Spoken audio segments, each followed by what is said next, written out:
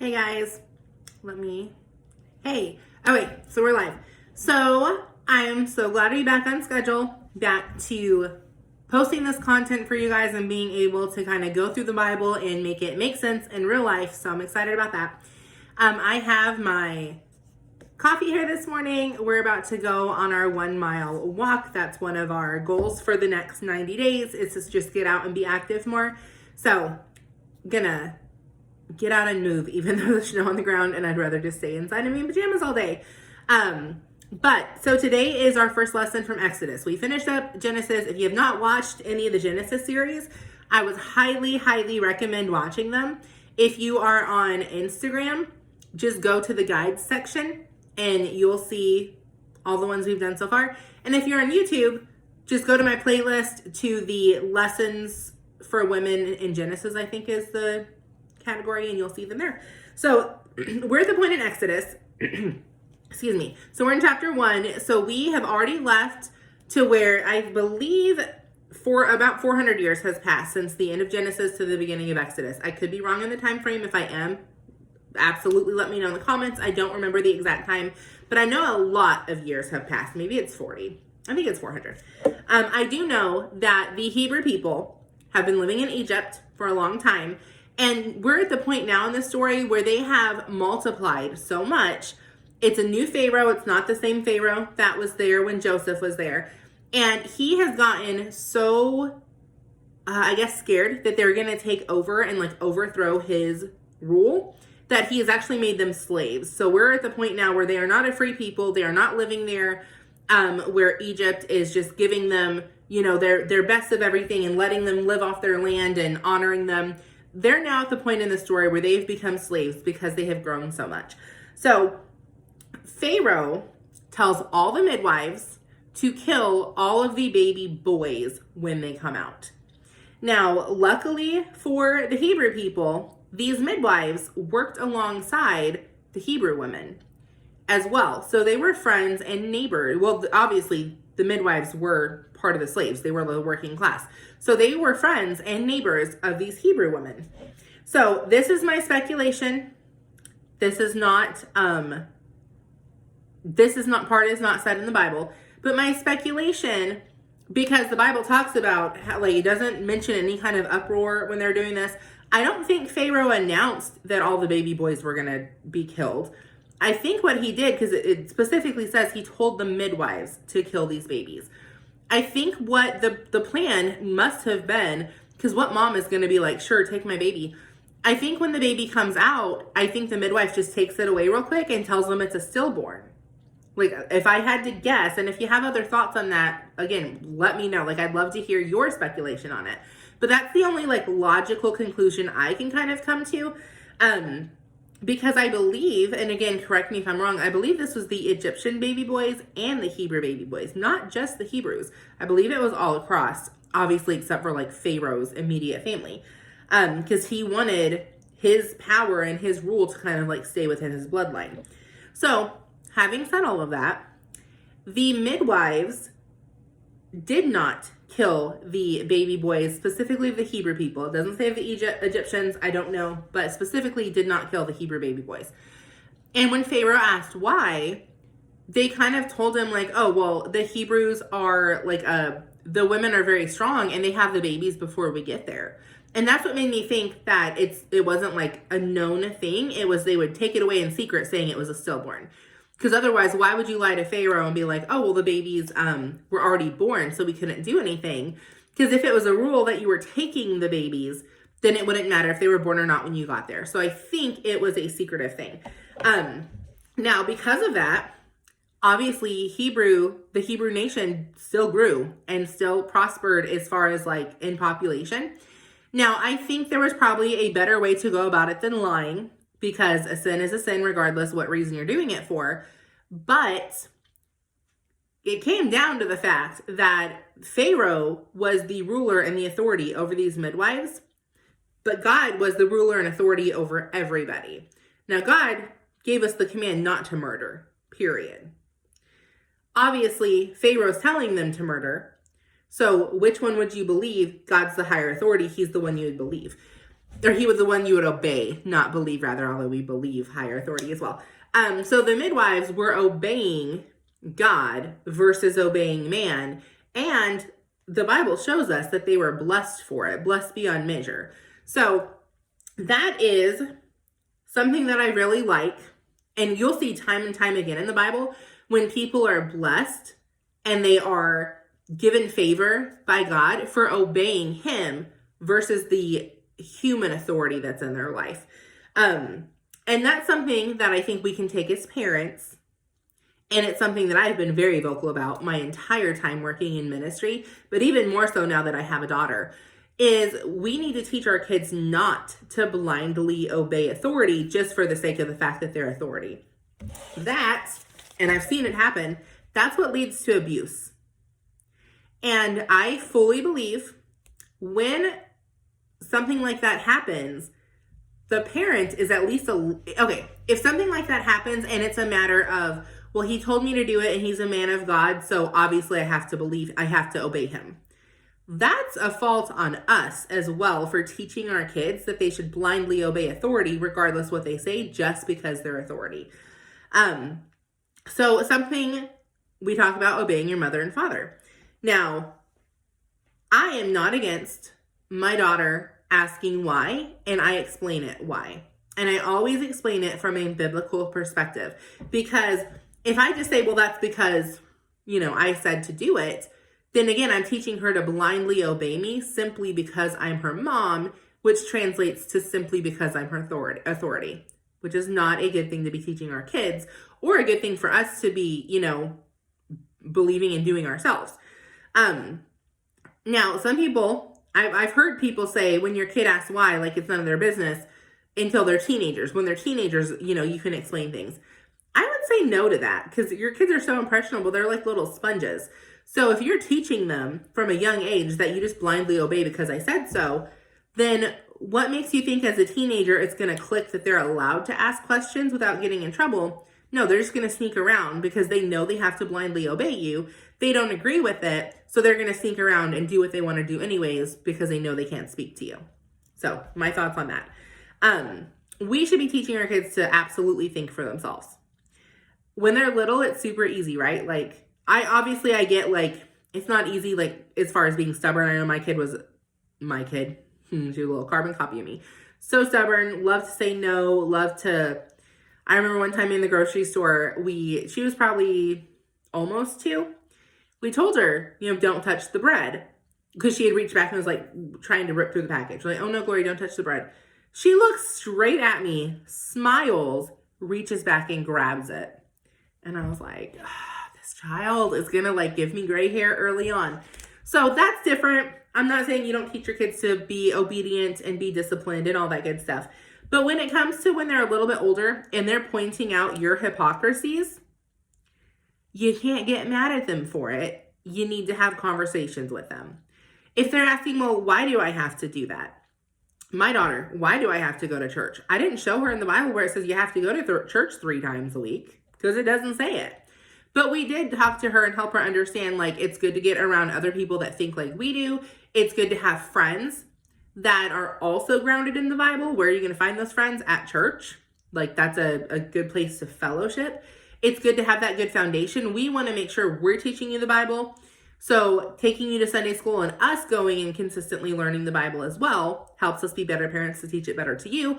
Like, there were a few little things that we, told her that she's a little kid. Obviously, you're not going to get deep into theology of why you go to church, but things that helped her understand why we go so often.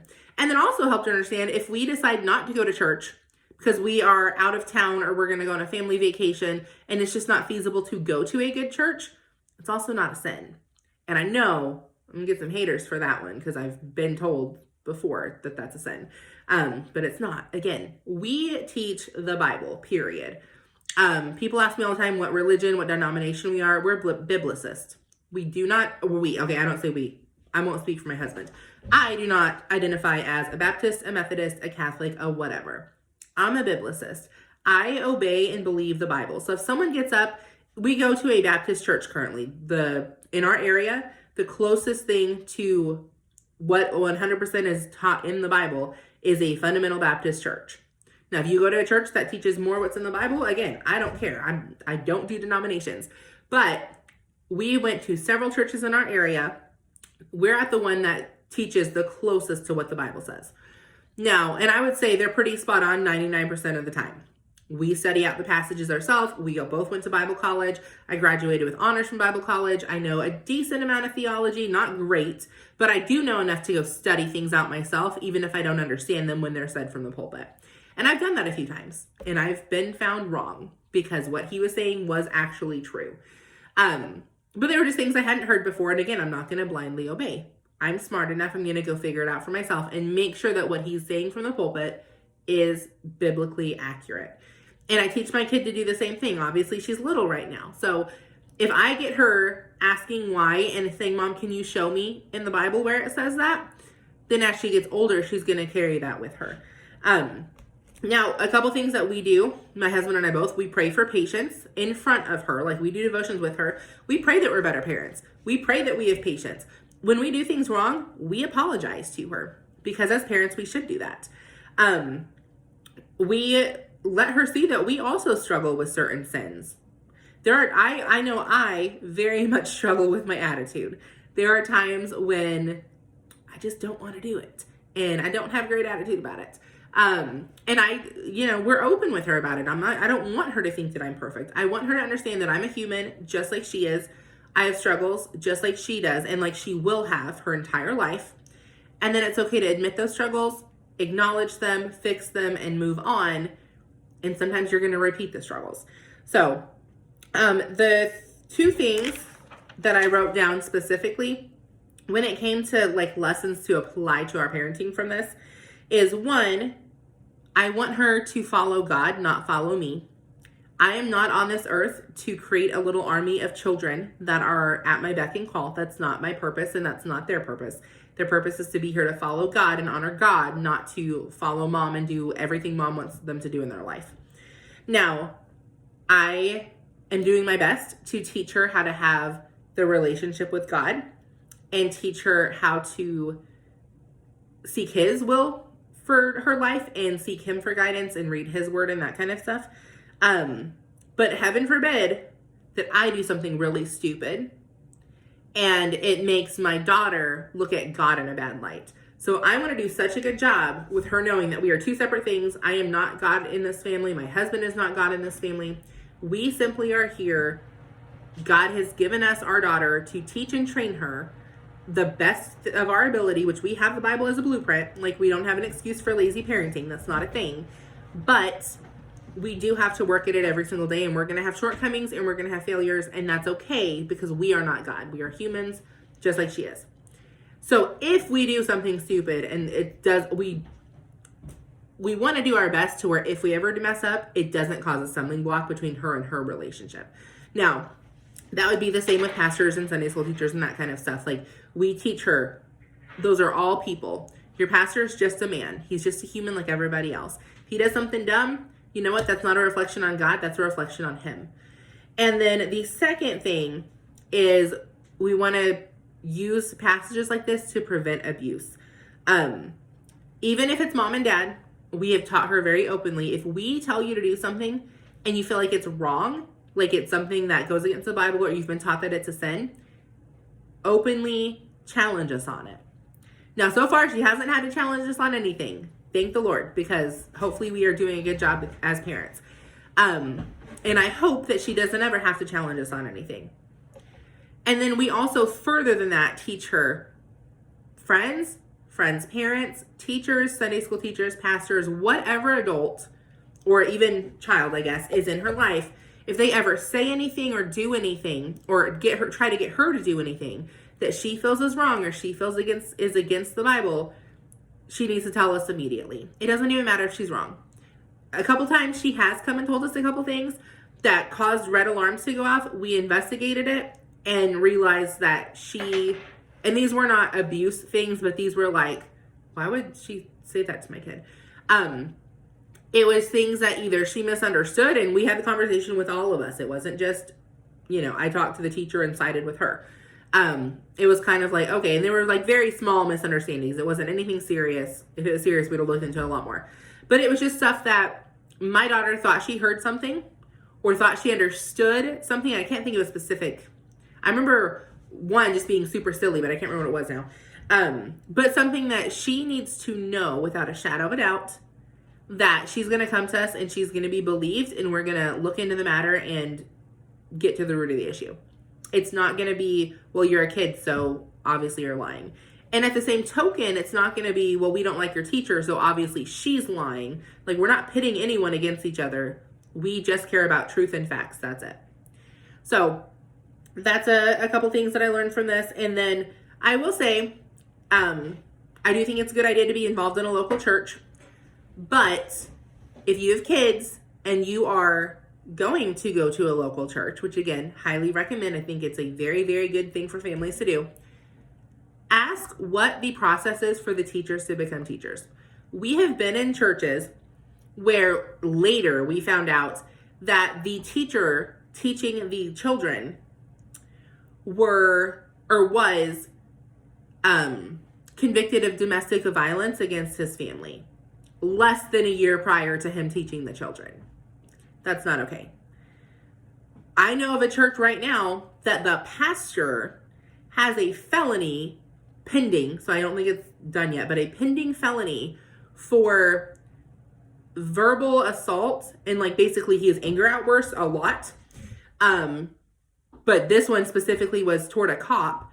He has a pending felony and he's now teaching the children. And multiple people have seen him have anger outbursts towards his own kids as well. So there are lots of things going around with it, but I would highly recommend figuring out what the process is for them to become teachers. I know at the church that we're at now, that's one thing that we, one, found irritating because we had to go through the process to become teachers. But two, I was very thankful for, because the process was ridiculously rigorous. Not only did we have to be members for a certain amount of time, but then we had to get background checks done, like real background checks, not just the church asking like your friends and family about you. Actual background checks. We had to basically come clean. And I don't say we, my husband had nothing to come clean for. But one of the questions, because we had to fill out like a pretty long resume type thing. But a couple of the questions were like, have you ever had substance abuse? Yeah, I have. And now I have to explain it to you. Have you ever been abused? Yeah, I have. And now I have to explain it to you. It wasn't fun. Actually, my husband probably didn't mind the process because it was pretty normal to him. Someone like me, it sucked. I'll be honest, it sucked. Then you had to sit in a room with a guy and he asked you like psychological questions, plus went over all of these questions that you already filled out. It was a long freaking process. And then with someone like me, I guarantee there were certain safeguards put in place at first until basically like I proved myself. And by the way, guys, we had just been the children's pastor for 6 years. It's not like we were coming in and never worked in ministry before. We went to Bible college. We have been clean and out of trouble. I've been clean and out of trouble for over a decade. However, you're working with people's kids. So better safe than sorry. And again, I was a little annoyed at the process because I was like, dude, already been there, done that. Why do I have to do this to come work at this church? Because our last church, oh, you graduated? Okay, you're in. Dumb. This church was like, I don't care who you are. Don't care who you're related to. I don't care about your past. I need to make sure that we vet you because you're working with somebody's babies. And then the second thing is they do have a crap ton of safeguards set up. You're not allowed to be in a room with a kid by yourself, period. Like, if you're the Sunday school teacher and only one kid shows up, you take that kid to another class. Doors are always open, or windows where parents can walk in and see everything all the time. Never have just one worker in a class. It's always at least two. There's like, they call them, I forget what they call them. Basically, a few different people in hallways that are also kind of monitoring, like making sure all the rules are safe and in place. And yeah, it kind of feels like people are watching you, and I guess they are. But again, it's a good thing. It's not a bad thing. Like, I am so secure sending my kid down the hall to go to class. I'm just super secure with it because I know that if someone's going to be trying to abuse my kid, they're going to be real sneaky, and hopefully the stuff I've done at home with my daughter, some of those red alarms will go off and she would get out of the situation before it ever started, versus in the middle of it and she's like, crap, I didn't know this was going to happen because I'm just obeying this person. So anyways, and again, I get it. You can't ever 100% prevent against abuse, but put enough safeguards up, go through enough like interview process to be with your teachers and that kind of stuff. You at least are giving your kids a better chance. It's kind of how I look at it. So just a little bit longer video. I hope y'all got some value out of it, and I will see you in the next one. Bye.